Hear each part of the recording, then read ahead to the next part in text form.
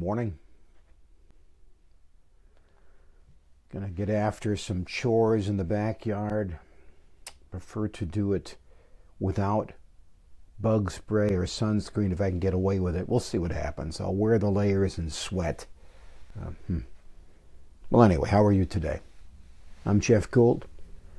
This little time we have is surprising, and maybe not.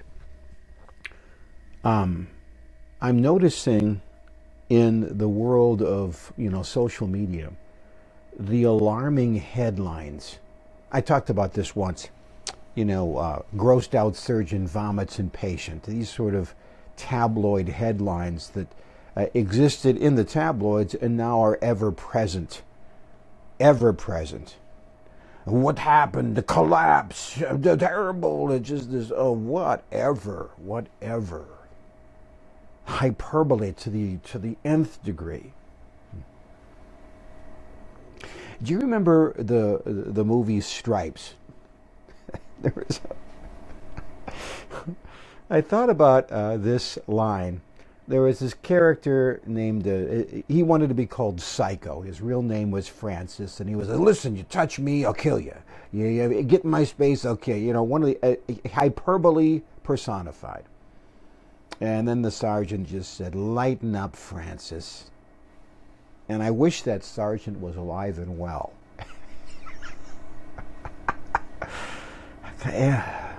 Just lighten up. People are always a little bit edgy. You give them their space. Things happen, good and bad. It's not the end of the world. It's simply the world. Here I am, the way that I am, in the world, the way that it is. And once you have that, now you go into the world and you just be you. There's going to be about 5 people you talk to today. How you engage with them will determine how they engage to the next person and the next. It ripples out three points of contact. How you talk to person A affects how they talk to person B, C, and so it goes, right? I'll give you an example from my memory.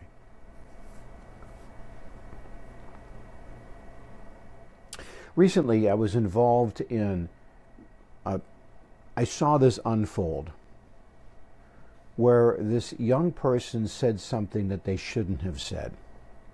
Well, the metaphor is, and somebody called the cops, and they brought him in, and there was an intervention, and the parents got all defensive, and it was all unnecessary, because at the time I was thinking of a person I went to high school with. So this story, it's old. We're talking when Ronald Reagan was an attempted assassination. That's how old this story is.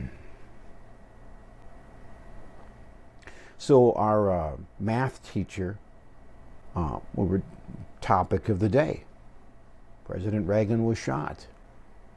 And this girl in the class said, well, they should have shot him in the head, she said with a smile. It was meant as a joke. It fell very flat. There was a stunned silence.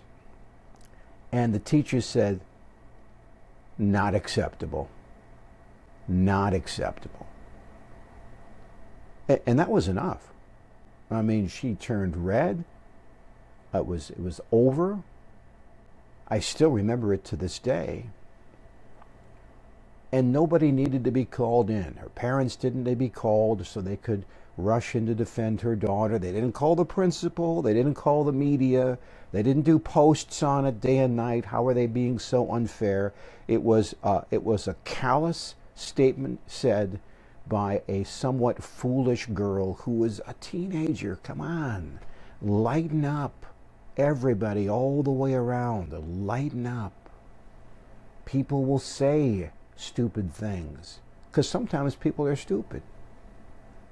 And people will say inflammatory things, either because they don't know any better or they want to just poke your button. This has always been this way. And when you go into the world, we have a choice. We can either be a gas on the fire or a wet blanket.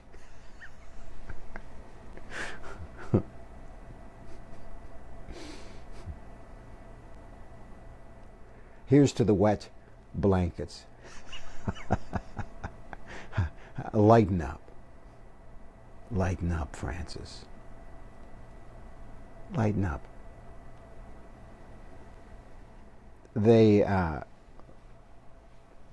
It is surprising to me that this conversation that you and I have in the morning is as important as it is. I mean, I enjoy it. I do. I just like talking to you. I think what people like about it is it's real. It's not hyperbole. It's not, world is ending. It's just a guy talking about your day.